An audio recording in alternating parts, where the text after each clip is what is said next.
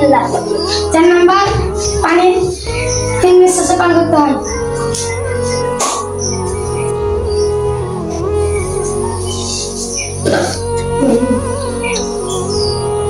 5 number পানি পান করার শেষে আলহামদুলিল্লাহ পাঠ করতে হয়। আলহামদুলিল্লাহ। আমরা যেন এই আদবের পানি পান করতে পারি। আল্লাহ তাআলা যেন আমাদের এই পানি পান করার তৌফিক দান করে। আমরা সকলে বলি আল্লাহুম্মা আমিন। আল্লাহুম্মা আমিন।